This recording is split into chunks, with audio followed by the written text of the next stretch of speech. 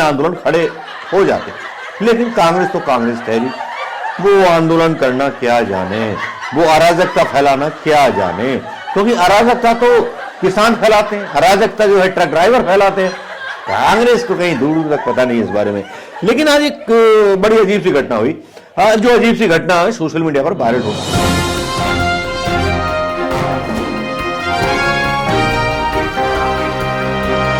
दोस्तों नमस्कार, मैं मनोज कुमार शर्मा एक बार फिर आपके बीच में। वक्त का पहिया जब घूमता है तब इस तरह से घूमता है कि उस इंसान के चेहरे से पर्दा उठा देता है जो इंसान अपने आप को सबसे बड़ा देवता कहता है। यूं तो कहने को कहा जाता है कि प्रधानमंत्री मोदी जी ने 10 साल में वो करके दिखा दिया जो 17 साल में कांग्रेस नहीं कर पाई। हां भाई, सच बात है कि 10 साल में प्रधानमंत्री मोदी जी ने ऐसे ऐसे बीज बोए जिसकी बता नहीं सकते। देखिए, कहते हैं, अभी खबर चल रही थी, बाद में मेन खबर की तरफ आऊंगा, लेकिन पहले खबर चल रही थी, वो पेट में उबल रही है मेरे, तो मैंने सोचा कि डाल देता हूं कि जो इंस्टॉलेशन हुआ है प्रधानमंत्री मोदी जी का हर रेलवे स्टेशन पर, उनके साथ सेल्फी पॉइंट बनाया मोदी जी का, एक वो बनाया गया है, क्या कहते हैं, वो पुतला बनाया गया है, जिसका मतलब 5.5 लाख रुपए खर्चा है। 5.5 लाख रुपए में तो एक घर का, गरीब का घर बन जाता है। और रेलवे स्टेशन कितने हिंदुस्तान के, अंदाजा लगा लीजिए कितना देश प्रेम है प्रधानमंत्री मोदी जी को, कितनी फिजूल खर्ची से गुरेज करते हैं प्रधानमंत्री मोदी जी। इसी बात से अंदाजा लगा लीजिए, अगर कांग्रेस ने इस तरह के मॉडल राहुल गांधी के नाम पर बना दिए होते, सेल्फी पॉइंट बना लिए होते, तो पता नहीं मीडिया चीख चीख करके कांग्रेस को, है ना, बद्दुआएं दे रहा होता और देश भर में आंदोलन खड़े हो जाते। लेकिन कांग्रेस तो कांग्रेस ठहरी, वो आंदोलन करना क्या जाने, वो अराजकता फैलाना क्या जाने, क्योंकि अराजकता तो किसान फैलाते हैं, अराजकता जो है ट्रक ड्राइवर फैलाते हैं। कांग्रेस को कहीं दूर दूर तक पता नहीं इस बारे में। लेकिन आज एक बड़ी अजीब सी घटना हुई, जो अजीब सी घटना सोशल मीडिया पर वायरल होने लगी। वायरल क्या होने लगी, उसका भी एक कारण है। वायरल होने लगी इसलिए क्योंकि आज जो था, खबरों की सुर्खी बन गया सोशल मीडिया पर कि चीनी राजनयिक जो थे नागपुर पहुंच गए हाजिरी भरने। मुझे याद आ गया वो जमाना जब अंग्रेज पहली बार आए थे मुगल बादशाह के दरबार में, वो भी हाजिरी बजाने आए थे चाय का व्यापार करने के लिए। तो आज शहंशाह मोदी के दरबार में न पहुंच करके नागपुर के असली शहंशाह के पास, सुल्तान के पास कौनी सलाम करने चीन के लोग पहुंच गए। चीन के राजनयिकों द्वारा राष्ट्रीय स्वयंसेवक के मुख्यालय का दौरा किया गया।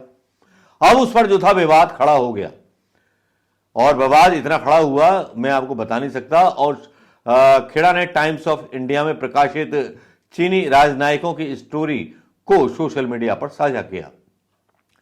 चीनी राजनयिकों के संघ मुख्यालय जाने पर कांग्रेस ने निशाना साधा। कांग्रेस नेता पवन खेड़ा ने पूछा, चीनी डिप्लोमेट्स वहां क्यों गए थे? पवन खेड़ा ने निशाना साधते हुए पहुंचा, वहां पर क्या समझौते हुए? पिछले महीने चीनी डिप्लोमेट्स की टीम ने किया था नागपुर का दौरा। भाई, कांग्रेस के भी सवाल अपनी जगह ठीक है।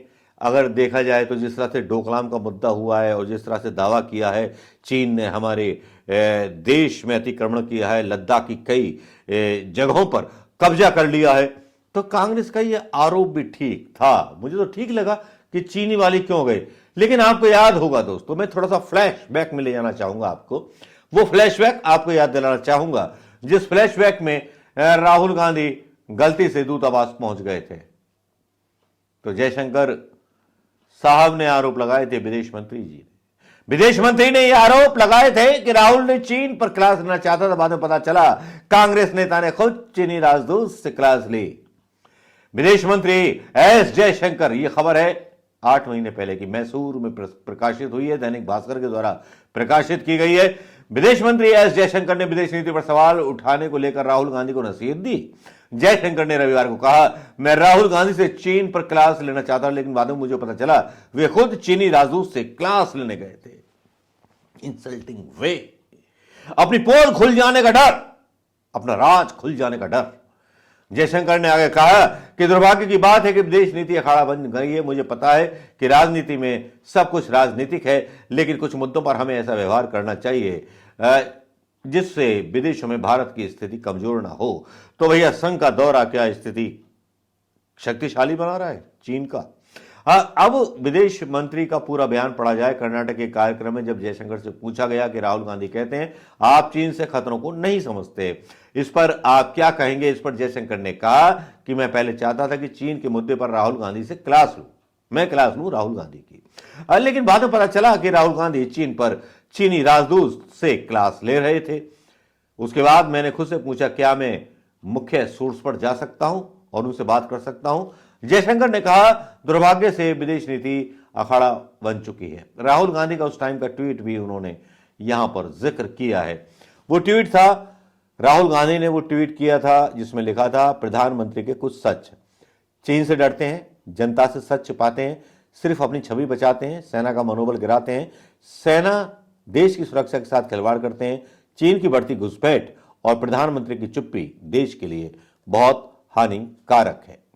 यह ट्वीट राहुल गांधी का काफी चर्चित हुआ था और चीन ने भारतीय जमीन पर कब्जा किया है। तो जयशंकर ने कहा था कि पैगोंग में चीन की ओर से पुल बनाने के मुद्दे पर भी गलत जानकारी फैलाई गई है। उनके अनुसार सरकार ने खंडन किया था। उन्होंने बताया कि चीन पहले 1959 में आए थे और उन्होंने 1962 में इस क्षेत्र पर कब्जा किया था, मतलब 1962 में कब्जा कर लिया था, लेकिन इसे ऐसे अलग तरीके से पेश किया गया। कुछ आदर्श गांवों के मामले में ऐसा ही हुआ। ये गांव उन क्षेत्रों में बनाए गए जिन्हें हमने 62 में या 62 से पहले ही खो दिया था। देखिए, एक मूर्खों की जमात, गद्दारों की जमात हिंदुस्तान में जिंदा है जो देश को बेच देने के लिए आमादा है। ये वो बयान है जो राहुल गांधी के बयान पर बोले गए थे।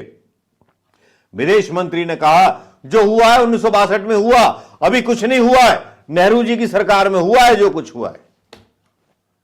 कितना असंवेदनशील और कितना देशद्रोहात्मक बयान था जयशंकर साहब का। किसी मीडिया ने इस पर खबर नहीं दिखाई और न आज किसी ने खबर दिखाई।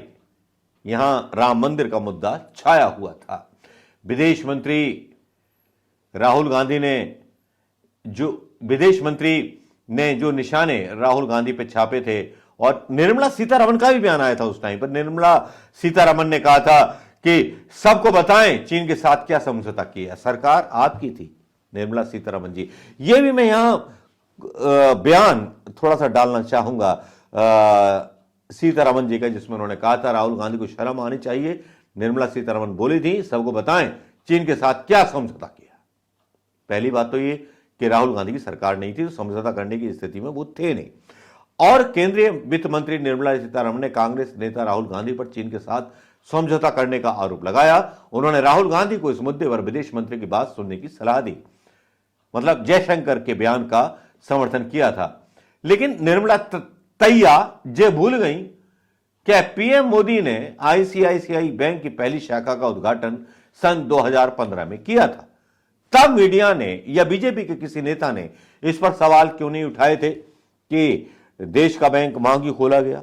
और साथ में प्रधानमंत्री मोदी जी ने एक मुद्रा बैंक की भी स्थापना की थी जिसमें भारत का काफी पैसा रखा गया था, लेकिन वो खबरें सोशल मीडिया और गूगल से हटा दी गई हैं, वो गायब हो गई हैं।